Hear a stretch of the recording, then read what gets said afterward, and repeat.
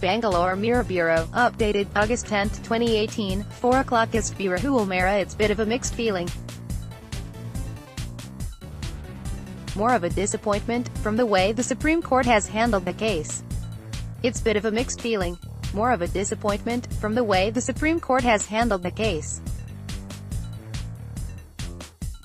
The Justice RM Lodha below panel report was accepted, almost in toto, by the Supreme Court bench led by the then Chief Justice TS Thakur.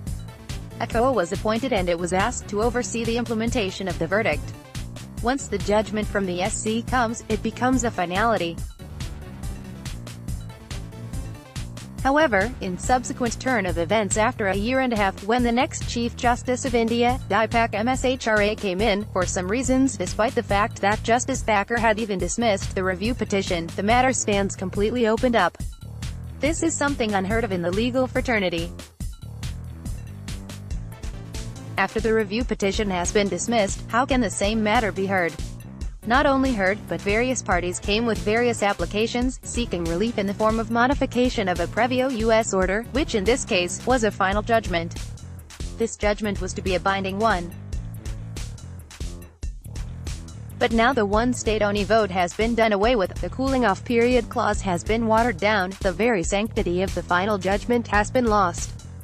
I am wondering as a lawyer, if this is the proposition of law, then is it open to any other litigant against whom a final judgment has been pronounced and whose review petition has been dismissed?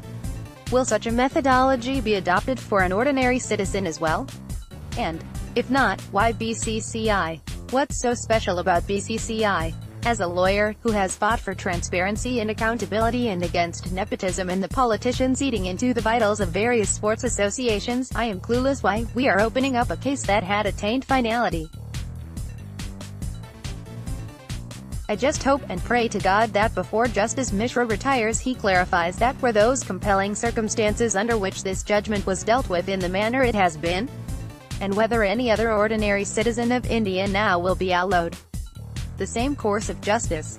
And if yes, where does the buck stop? Where does the litigation end? Till date, we thought that after the review and maybe the curative petition, that's the end of the legal challenge that one can make. But today we are told that even after all legal remedies have been exhausted you can get a judgment diluted or set aside. It's a terrible precedent.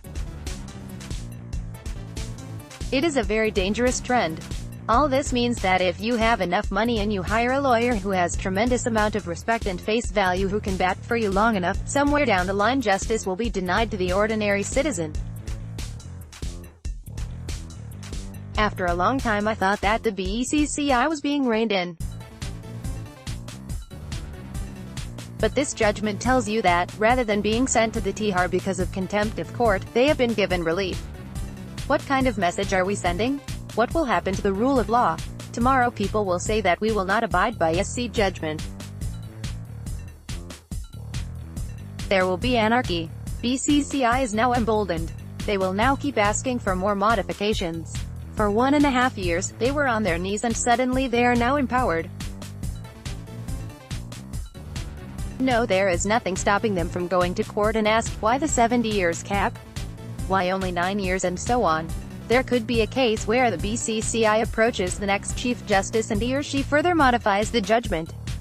Where does this stop? All you have to do is keep going back to the court.